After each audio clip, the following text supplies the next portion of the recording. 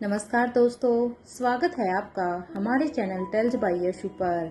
यहाँ पर आपको मिलेंगी अनोखी और रोचक कहानियाँ।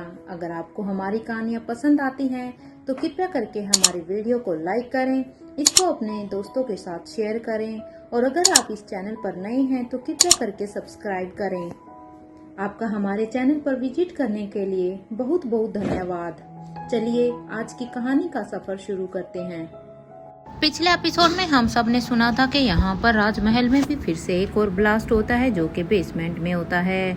इधर धनंजय वहाँ पर जल्दी से भाग कर जाते हैं तो देखते हैं कि महेंद्र वहाँ पर बेहोश गिरा हुआ था। वो महेंद्र को इधर जल्दी से मेडिकल रूम में लेकर आते हैं तो वो जब यहाँ पर उनके डॉक्टर से बात होती है तो अब धनंजय डॉक्टर से पूछते हैं अब महेंद्र ठीक तो है ना। इस बात पर अब डॉक्टर कहता है हाँ वो ठीक है, लेकिन मेरे ख्याल से उन्हें किसी बात का सदमा लगा है। ये सुनते ही अब यहाँ पर धनंजय अपनी सोच में चले जाते हैं कि आखिर इस महेंद्र को किस बात का शौक लगा होगा। तो दूसरी तरफ इधर इंडिया में दिल्ली में अपने घर में गहरी नींद में सो रहे जहांगीर का फोन अब बजने लगता है। अब अपने फोन की रिंग की आवाज को सुनकर अब यहाँ पर फातिमा अब जहांगीर को आवाज लगाते हुए ही कहती है जहांगीर जहांगीर तुम उठ क्यों नहीं रहे हो, देखो देखो कौन है, कौन तुम्हें फोन कर रहा है। अरे जिसे ना तो दिन का पता है और ना ही रात का, फोन करने से पहले ये भी नहीं है कि यहाँ पर कोई सो रहा होगा। देखो जहांगीर, या तो तुम अपने फोन को उठा लो, अदरवाइज इसे स्विच ऑफ कर रख दो, ये मेरी भी नींद खराब कर रहा है। ये सुनते ही जहांगीर अब अपनी नींद में कहता है वो फोन इस वक्त कौन फोन करेगा। मुझे इस बात पर अब फातिमा कहती है वो तो फोन देखोगे तो तुम तभी पता चलेगा ना, ऐसे ऐसे कैसे पता चलेगा, फोन तो खुद तुम्हें नहीं बताएगा ना। फातिमा की ये बात सुनते ही जहांगीर ने जब अपने फोन की तरफ देखा तो उसका ही एक आदमी जहांगीर को फोन कर रहा था। अपने आदमी के इस नाम को स्क्रीन पर देखकर अब यहाँ पर जहांगीर कहता है लगता है आज इसकी मौत आई है। अरे ये भी कोई समय है कॉल करने का। और ये कहते हुए वो अपने फोन को उठाते हुए ही कहता है पहले ही बता रहा हूँ, अगर कोई भी बकवास करने के लिए तुमने फोन किया है ना तो आज तुम्हारी खैर नहीं है। जहांगीर की इस बात पर अब उसे सामने से आवाज आती है पोस्ट प्लीज आप एक बार न्यूज़ तो देखिए, आपके रेसिंग ट्रैक की न्यूज़ आ रही है। और बॉस सुबह के 5 बज रहे हैं। ये सुनते ही अब यहाँ पर जहांगीर अब अपने फ़ोन को डिस्कनेक्ट कर देता है कि आखिर उसे न्यूज़ में क्या देखना है और उसके रेसिंग ट्रैक पर ऐसा क्या हो गया। इसलिए वो जल्दी से अब अपने बेड से हड़बड़ाहट में उठता है। जब जहांगीर यहाँ पर उठ रहा था तो अब फातिमा कहती है क्या हुआ जहांगीर, सब ठीक तो है ना। अब उसकी इस बात को सुनकर जहांगीर कहता है पता नहीं फातिमा, एक बार पहले मैं खुद चेक कर लूँ, उसके बाद ही मैं कुछ कह सकता हूँ। और ये कहते हुए ही वो यहाँ पर हॉल की तरफ बढ़ जाता है और वो जैसे ही यहाँ पर टीवी को ऑन करते हैं और इसमें न्यूज़ चैनल लगा देते हैं। इधर टेलीविज़न की आवाज़ को सुनकर अब फातिमा भी अब यहाँ पर अब उसके पास आ जाती है और कहती है ये सब कुछ क्या है जहांगीर, तुमने सुबह सुबह टीवी क्यों ऑन किया है। ये सुनते ही जहांगीर कहता है बस 1 मिनट यार, न्यूज़ चैनल पर कोई न्यूज़ आई है और शायद वो हमारे से ही रिलेटेड है। तो इधर दूसरी तरफ गुलेरिया हाउस में यहाँ पर भी सभी सो रहे थे। तभी एक एक करके सभी सर्वेंट अब उठकर अपने अपने काम में लग जाते हैं। इधर कुछ ही देर के बाद अपने रूम में सो रही अनिका की जब आंखें खुली तो वो अब टाइम की तरफ देखती है। टाइम को देखने के बाद अब अनिका अपने मन में कहती है ये तो आज काफ़ी टाइम हो गया है, एक काम करती हूँ, जल्दी से उठ के पहले फ्रेश हो जाती हूँ, उसके बाद मैं श्रेया से मिलती हूँ। आई एम श्योर कि अब तक तो श्रेया को होश आ गया होगा। यही सोचकर अनिका बेड से उठती है और अब वो बाथरूम की तरफ चली जाती है क्योंकि जब अनिका यहाँ पर अपने दादाजी यानी कि देवराज गुलेरिया को मारकर जब यहाँ पर आई थी तो यहाँ पर वो श्रेया से मिल ही नहीं पाई क्योंकि श्रेया अभी भी बेहोश थी। इसलिए अब उसने सुबह तक का इंतज़ार करना सही समझा। इसलिए अब कुछ देर के बाद जब अनिका फ्रेश होकर आती है तो वो जल्दी से अब रेडी होने लगती है।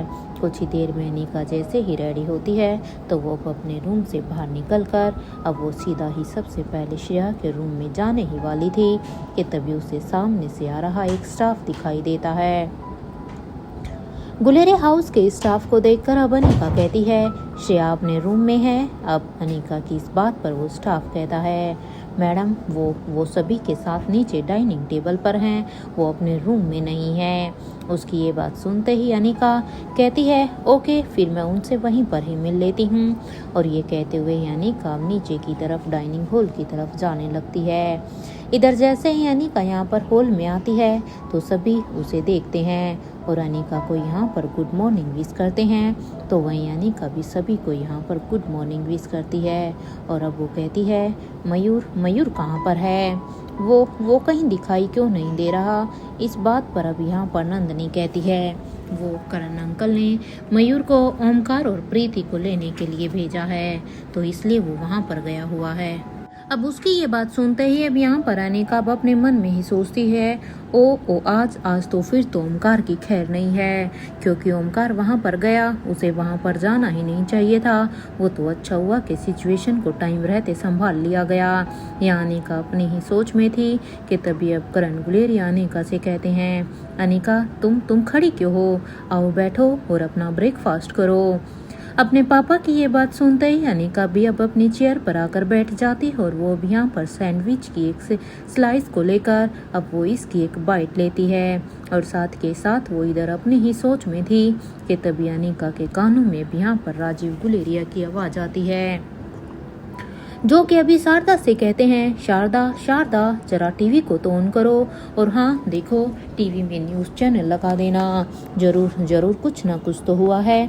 इधर राजीव की ये बात सुनते ही अब अनिका को ये थोड़ा सा हैरानी होती है कि आखिर राजीव चाचा सुबह यहाँ पर न्यूज़ क्यों देखना चाहते हैं। इसलिए अब अनिका उनकी हैरानी को इधर अनिका अब उनके इसे बिहेव को देखते हुए ही कहती है क्या बात है अंकल, सब ठीक तो है ना। अनिका की इस बात पर अब राजीव कहता है अनिका वो दिल्ली से दूर जो पुरानी फैक्ट्री है जो कि सालों पहले बंद हो चुकी थी, उसमें कार रेसिंग होती थी क्या उसमें ऐसा कुछ हुआ था। इस बात पर अब अनिका कहती है हाँ अंकल वहाँ पर कार रेसिंग होती थी और एक बात और उसे जहांगीर ही ऑर्गेनाइज करवाता था। लेकिन आप ये क्यों पूछ रहे हैं, क्या वहाँ पर कुछ हो गया है क्या। अनिका की इस बात पर राजीव कहता है मैं क्या कहूँ अनिका, अब न्यूज़ चल रही है तो तुम खुद ही देख लो। अब राजीव अंकल की ये बात सुनते ही अब अनिका जब सामने की स्क्रीन को देखती है तो वो भी वहाँ पर उस न्यूज़ को देखकर पूरी तरह से हैरान हो जाती है। और वो कहती है ये एंकर क्या कह रही है, ये सच नहीं है। इधर इस बात पर राजीव कहता है नहीं अनिका वहाँ पर एक बहुत ही भयानक एक्सीडेंट हुआ है, यहाँ तक कि कोई बॉडी भी वहाँ पर नहीं मिली है। लेकिन ये सब कुछ देखने से तो अब राजीव ने यहाँ पर इतना ही कहा था कि तभी उसे अचानक से कुछ याद आ जाता है और वो अब यहाँ पर अपनी बात को अधूरा छोड़कर अब वो हैरानी से कभी करण को देखता है तो कभी अनिका को। मानो जो बात अभी उसे याद आई है वो शायद अनिका और करण दोनों को ही पता थी। तो इधर अब करण गुलेरिया ने भी राजीव की हैरानी को अच्छे से भाप लिया था। करण समझ गए थे कि राजीव उसकी और अनिका की तरफ क्यों देख रहा है। उनके मन में भी अब वही बातें चल रही थी जो कि अभी राजीव के मन में अचानक से आई थी, इसलिए अब वो अनिका को देख रहे थे। इधर राजीव अब अनिका से कहता है वेल अनिका पहले आप अपना ब्रेकफास्ट फिनिश करना, लेकिन ब्रेकफास्ट फिनिश करने के बाद जरा मुझसे मिलना। अब राजीव अंकल की ये बात सुनते ही अनिका कहती है जी अंकल। इधर अनिका को अब तक समझ में आ गया था कि वहाँ पर क्या कुछ हुआ है। ये दोनों अभी अनिका के ऊपर ही शक कर रहे थे कि ये जो भी कुछ वहाँ पर जहांगीर के उस रेसिंग ट्रैक पर हुआ है वो जरूर अनिका ने किया है। लेकिन ये सब देखकर तो खुद अनिका को भी हैरानी हो रही थी। अनिका को भी समझ में नहीं आ रहा था, उसे तो खुद कुछ समझ में नहीं आ रहा था तो वो इन्हें क्या कहती। वो अभी यही सोच रही थी कि आखिर ये सब अचानक से क्या हो गया। अनिका भी यहाँ पर खुद अपने मन में सोचने लगी थी कि आखिर ये सब कुछ किसने किया होगा। जहाँ एक तरफ अनिका अपनी ही सोच में थी तो वहीं दूसरी तरफ यहाँ पर आयशा मारवा के विला में अब तक मयूर यहाँ पर आयशा मारवा के विला के बाहर पहुँच चुके थे। उस विला के बाहर जाने के बाद मयूर सबसे पहले अपनी गाड़ी को वहां पर पार्क करते हैं और उसके बाद वो विला के अंदर चले जाते हैं। मयूर जैसे इस विला के अंदर जाता है तो वो देखता है कि यहाँ पर प्रीति, ओमकार, सनी और मुक्ता ये चारों को ही यहाँ पर एक चेयर पर बांध कर रखा गया था। उनके हाथ और पैर दोनों बंधे हुए थे, इसलिए उन चारों को बंधा हुआ देखकर अब मयूर इन चारों से कुछ भी नहीं कहता और चुपचाप जाकर उनके हाथ पैरों को खोलने लगता है। तो इधर मयूर को इस तरह से बिल्कुल चुपचाप उनके हाथ पैरों को खोलता हुआ देखकर अब यहाँ पर ओमकार और सनी इन दोनों को ही अब ये लग गया था कि अब उनकी खैर नहीं है, क्योंकि मयूर इस तरह से बिल्कुल शांत था। मयूर की चुप्पी अब उन्हें सताने लगी थी और इसके बाद लेकिन अब जब वो यहाँ पर इनके हाथ पैरों को खोल देता है तब उसके बाद वो उनसे कहता है तुम चारों अभी सबसे पहले गुलेरिया हाउस चलो। अब मयूर की ये बात सुनते ही यहाँ पर सनी, जो कि पहले से ही काफ़ी डरा हुआ था, वो रोहित से डरा हुआ था, इसलिए वो अब यहाँ पर कहता है लेकिन मयूर भैया पहले आप ये बताइए कि वहाँ पर भैया तो नहीं है ना। अब सनी की इस बात पर मयूर कहता है फिलहाल तुम सभी चारों यहाँ से चलो। ये सुनते ही अब मयूर आगे जा रहा था, क्योंकि इसके सिवा मयूर बिन चारों को कुछ भी नहीं कहता। तो वो सभी अभी डरते डरते उनके पीछे पीछे जा रहे थे। अब तक इन चारों को भी रियलाइज हो गया था कि इन्होंने जो भी कुछ किया था यहाँ पर आने के बाद वो बिल्कुल ही गलत था। इधर जैसे ही वो सभी अब यहाँ पर गाड़ी के पास पहुँचते हैं तो मयूर अब यहाँ पर खुद गाड़ी पे बैठ जाता है, वो ड्राइविंग सीट पर बैठ जाता है। मयूर के गाड़ी में इस तरह से चुपचाप बैठने से वो चारों एक पल के लिए तो एक दूसरे की तरफ देखते हैं, क्योंकि उन्हें गुलेरिया हाउस में जाते हुए भी डर लग रहा था, लेकिन क्योंकि अब उनके पास कोई ऑप्शन नहीं था वो आखिर जाते भी तो कहाँ जाते। इसलिए वो अब यहाँ पर मयूर की इस चुप्पी को देखकर वो भी अब चुपचाप से गाड़ी में बैठ जाते हैं और जैसे ही वो चारों गाड़ी में बैठते हैं तो मयूर भी अब अपनी गाड़ी को गुलेरिया हाउस की तरफ लेकर जाने लगता है।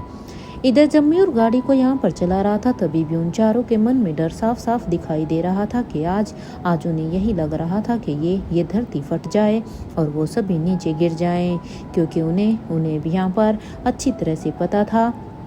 एक तरफ जहां ओमकार अनिका से डर रहा था तो वहीं दूसरी तरफ सनी के मन में रोहित के नाम का बहुत ही डर था और साथ के साथ अनिका का भी, क्योंकि अब उन्हें उनके सवालों को फेस करना था। तो इधर दूसरी तरफ लंदन में यहाँ पर बरगद के उस पेड़ में उसके अंदर बैठी हुई औरत अब इधर अपनी एक गहरी ही सोच में थी कि तभी उसके कानों में एक आवाज़ आती है, ये क्या बकवास कर रहे हो तुम एक काम करो, उन चारों की बॉडी को यहाँ पर ले आओ। अब इस बात पर उन्हें सामने से आवाज़ आती है, कोई बॉडी नहीं है, इस बार सब कुछ जल कर राख हो गया है।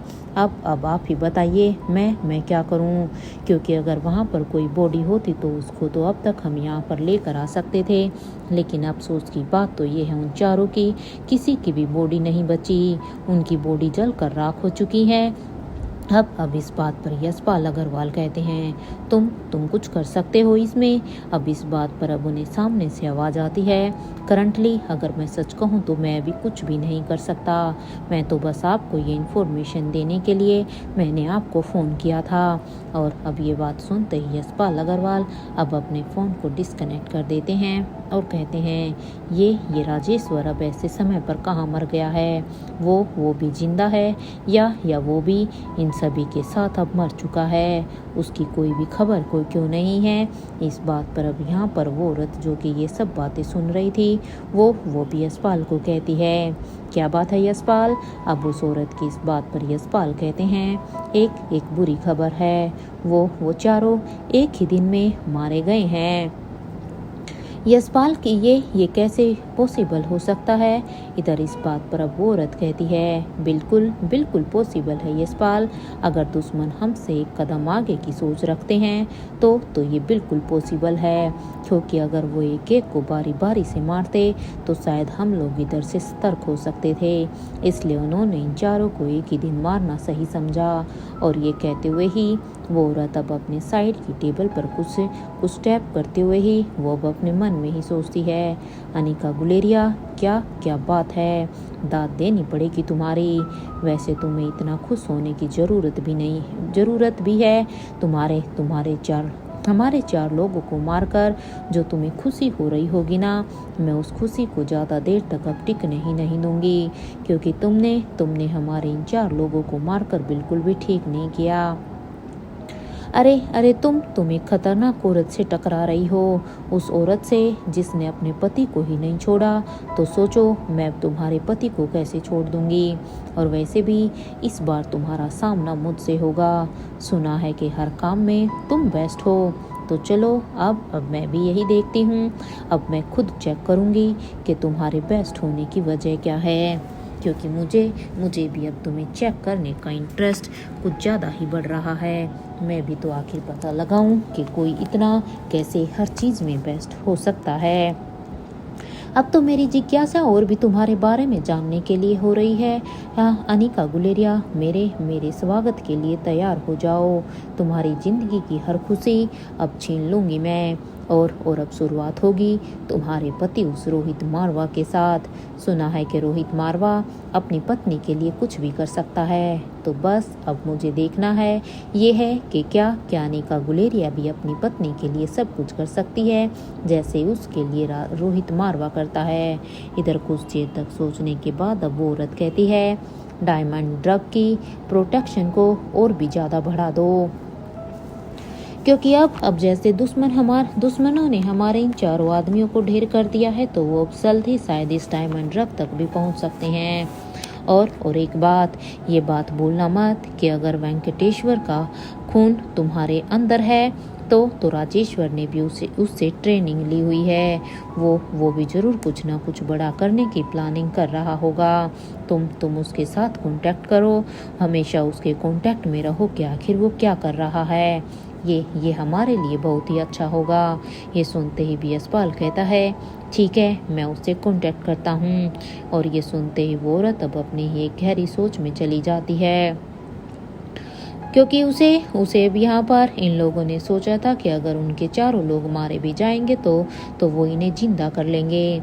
लेकिन इस बार उनके दुश्मनों की तरफ से उन्हें एक बहुत ही बड़ा दुखद समाचार मिला था, क्योंकि इस बार उन्होंने इन 4 के जिंदा रहने की गुंजाइश ही नहीं छोड़ी थी।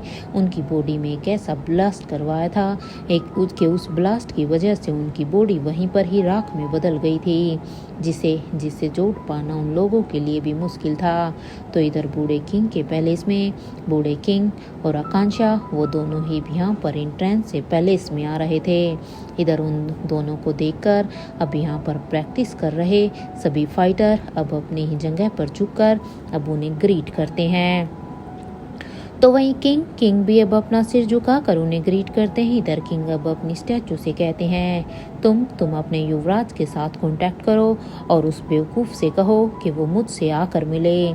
अब किंग की ये बात सुनते ही आकांक्षा कहती है, ओके किंग, मैं उनके पास आपकी इन्फॉर्मेशन पहुंचा दूंगी। और ये सुनते ही अब किंग कहते हैं, ठीक है। कुछ ही देर में उनका अब यहाँ पर एलिवेटर अब 2 फ्लोर पर आकर खुलता है। और जैसे ही वो दोनों अब सामने अपने कदमों को रखते हैं तो वहाँ पर खड़ी अनंता को देखकर अब किंग थोड़ा सा असहज से हो जाते हैं, क्योंकि अनंता बिल्कुल उनके सामने खड़ी थी।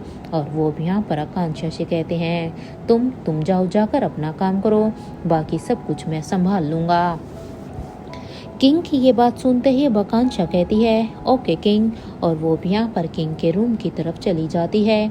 तो वहीं आकांक्षा के जाने के बाद वहीं अनंता अब किंग के पास आकर कहती है, कहाँ गए थे तुम उसके साथ। अब अनंता की ये बात सुनते ही किंग कहते हैं, काफ़ी वक्त हो गया था, नदी में पाँव डाल कर बैठे तो बस मैं उसी के साथ वाराणसी गया था।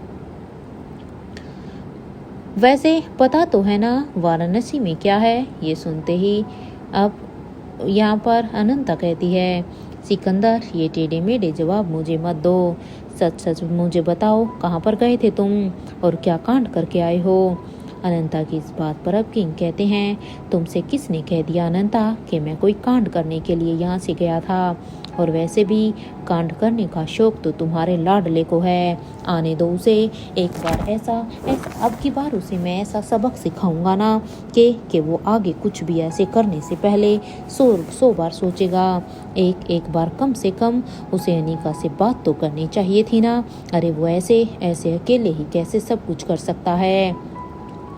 किंग की इस बात पर अब अनंता कहती है, क्यों क्यों क्या हुआ है? आखिर रोहित ने अब ऐसा क्या कर दिया है जो आप उसके ऊपर इतना गुस्सा कर रहे हैं? इस बात पर अब किंग कहते हैं, वो नालायक डायमंड ड्रग को चुराने का प्लान कर रहा था। अरे वो प्लान क्या कर रहा था? बल्कि अब यहाँ पर किंग ने इतना ही कहा था कि तभी उन्हें सामने से आती हुई आयशा मारवा दिखाई देती है। जैसे ही किंग की नज़र अब यहाँ पर आयशा के ऊपर जाती है तो किंग अपनी बात को वहीं पर ही अधूरा छोड़कर एकदम से ही खामोश हो जाते हैं। और अब वो अनंता से कहते हैं, देखो अनंता, मैं भी फ्रेश होकर आता हूँ। इधर किंग की इस बात पर अब यहाँ पर अनंता एक पल के लिए तो हैरान होती है कि आखिर अभी तो सिकंदर उससे बात कर रहा था, वो रोहित के बारे में उसे कुछ बता रहा था, तो अभी उससे क्या हुआ? लेकिन जैसे ही अनंता की नज़र यहाँ पर आयशा पर पड़ती है तो अब अनंता भी समझ जाती है। इसलिए अब अनंता भी किंग की इस बात पर हाँ में अपने सिर को हिलाती है। तो इधर अब किंग भी वहाँ से जाने लगते हैं। तो वहीं अनंता अब अपने मन में सोचती है, बच्चे आपको इतनी जल्द बाजी नहीं करनी चाहिए। अरे उस डायमंड ड्रग को अपने हाथ में लेना। यहाँ अनंता अपनी ही सोच में थी कि तभी उनके कानों में आवाज़ आती है, माँ क्या हुआ है? आप कहाँ पर खोई हुई हैं?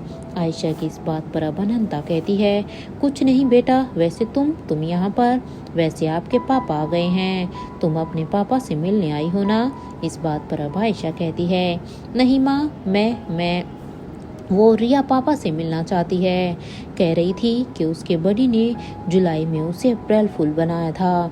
ये सुनकर तो अनंता की अचानक से ही हंसी छूट जाती है। और वो भी तो वहीं आयशा ने अब कहा कि पापा भी आए हैं ना? इस बात पर अब अनंता कहती हैं, हाँ वो अभी भी आए हैं। और ये आकांक्षा के साथ इतना क्यों घूमते हैं आयशा? इधर अपनी माँ की ये बात सुनते ही आयशा कहती है, वैसे माँ सच कहूँ तो अजीब तो मुझे भी बहुत ही लगता है, लेकिन अभी कर भी क्या सकते हैं। और ये कहते हुए आयशा वापस एलिवेटर में जाते हुए ही वो पीछे मुड़कर अभी अपनी माँ से कहती है, माँ आप मेरे साथ चलेंगी? आयशा की ये बात सुनते ही अब अनंता भी हाँ में अपने सिर को हिला देती हैं और वो दोनों ही इधर एलिवेटर से अपने रूम की तरफ जाने लगती हैं। तो इधर दूसरी तरफ राजमहल के मेडिकल फ्लोर के रूम में यहाँ पर बेहोश महेंद्र को धीरे धीरे होश आने लगता है। जैसे ही महेंद्र को होश आता है तो महेंद्र के मुंह से अचानक से ही निकल जाता है, मैंने कुछ भी नहीं देखा और ना ही मैंने कुछ सुना है। मुझे मत मारो, देखो मैं भी मरना नहीं चाहता हूँ। अभी मेरी उम्र ही क्या है मरने की। मैं आपके सामने हाथ जोड़ता हूँ, प्लीज मुझे मत मारो। मैं किसी से कुछ भी नहीं कहूँगा, आई प्रॉमिस यू। या महेंद्र अब अपने आप में ही बड़बड़ा रहा था कि तभी अब महेंद्र की इस आवाज़ को सुनकर धनंजय, जो कि वहीं पर ही मौजूद थे, धनंजय जो अब उस रूम में डॉक्टर के साथ बातें कर रहे थे, अब वो यहाँ पर महेंद्र से जल्दी से उसके पास आते हैं और अब वो महेंद्र को हिलाते हुए ही कहते हैं, महेंद्र क्या हुआ है तुम्हें? ऐसे क्यों बिहेव कर रहे हो? हाँ कौन किसने क्या कहा है तुम्हें? इधर धनंजय की अब यहाँ पर ये कहते हुए ही धनंजय अब महेंद्र को उठाने की कोशिश करते हैं, क्योंकि अब यहाँ पर धनंजय को लगता है कि महेंद्र शायद कोई बुरा सपना देख रहा है और जिसकी वजह से वो डर गया है। और यहाँ पर जब धनंजय महेंद्र को उठाते हैं और जब महेंद्र की भी आंखें खुलती है तो वो देखते हैं कि इधर महेंद्र तो अपनी आंखें खोलने के बाद भी नहीं खोल रहे थे। तो अब यहाँ पर महेंद्र को इस तरह से अपनी आंखों को बंद करके बैठा हुआ देखकर अब वो डॉक्टर से कहते हैं, इसे क्या हुआ है डॉक्टर? अब धनंजय की इस बात पर डॉक्टर कहते हैं, सर प्लीज़ प्लीज़ आप अभी के लिए बाहर जाइए, हम इन्हें चेक करते हैं और पता लगाते हैं कि आखिर इन्हें क्या हुआ है, लेकिन इसके लिए आपका अभी बाहर जाना ज़रूरी है। डॉक्टर की ये बात सुनते ही धनंजय अब उस रूम से निकलकर बाहर चले जाते हैं। तो वहीं डॉक्टर अब महेंद्र को पूरी तरीके से एग्जामिन करने लग जाते हैं। अब जब डॉक्टर यहाँ पर महेंद्र को पूरी तरह से एग्जामिन कर लेते हैं, उसके बाद अब वो यहाँ पर उन्हें एक इंजेक्शन लगा देते हैं।